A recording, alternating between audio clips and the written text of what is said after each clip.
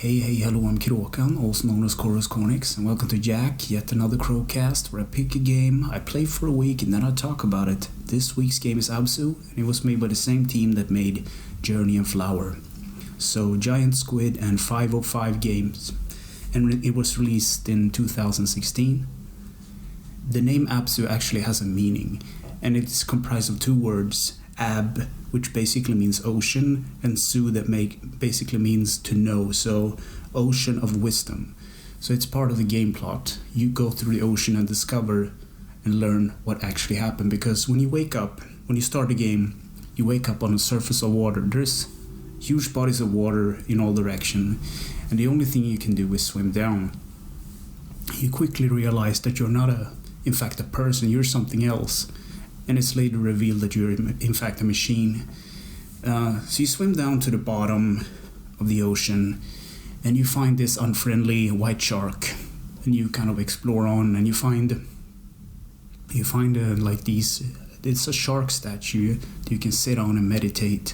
And you can basically scroll. You sit there and meditate, and you scroll through the flow of other fishes. So you kind of follow. The camera kind of follows like a goldfish, and then it pans off to like a sea turtle, and all the names are displayed in the bottom of the screen.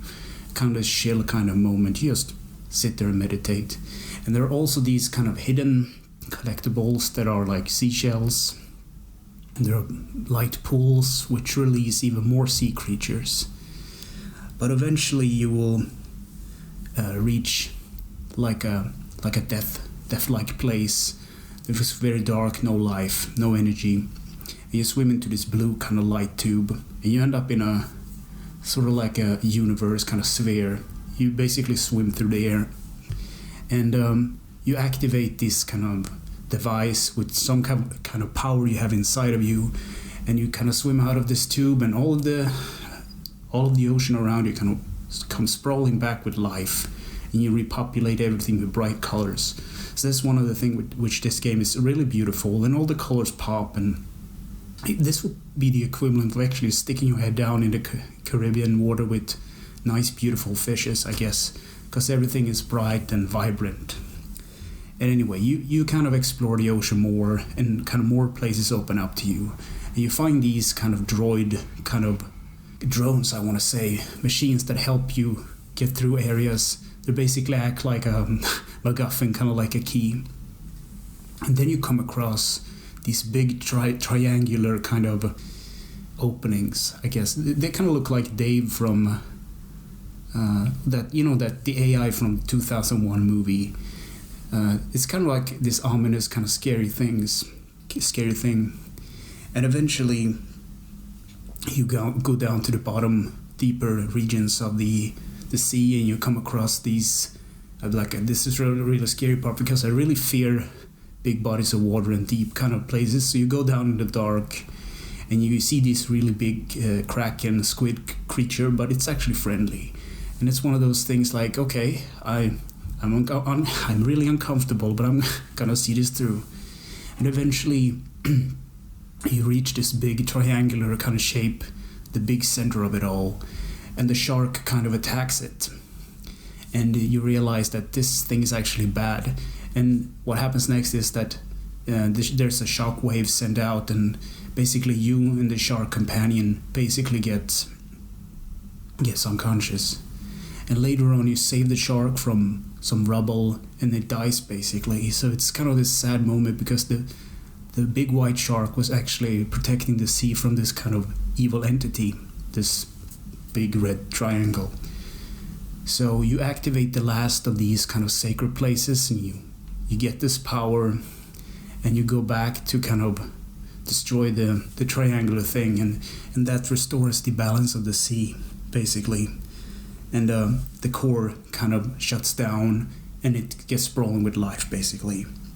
And then the credits roll, and you get to swim with your shark buddy, I guess. So, gameplay. There are shark statues that you can meditate on, and you can kind of see all the names of the fishes, and they kind of pan over them. And you can collect, as I said, seashells. I don't know really what they do, but they're collectible. and you use the robots to kind of scout ahead, and they have flashlights so you can see in the dark and gloomy areas. Control, R2 dives, and the X button boosts, and the L2 grabs things, so you can sort of grab like big whales and get lift. Square interacts with things. The touch bar helps you meditate, basically. The left stick moves, and the right stick does camera. So for graphics, it looks like one of those cel-shaded kind of games, and it is cel-shaded. So it's like all these popping vibrant colors, and it's really pretty. Sound and music. It's the same guy that composed the music for Journey, Austin Wintory, and it's a really kind of orchestral soundtrack which picks up when it needs to, and it's very nice. In conclusion, absolutely play this, because it's one of those games like it tells a story, but just like Journey and Flower, it's in a more of a subtle tone. It's more like the picture language speaks more for the appeal of it. So it's beautiful, and it tells a story along, like exactly like Journey. You go from the beginning to an end, and it's like the story is all that matters. Yeah. So thanks for watching and listening, and take care.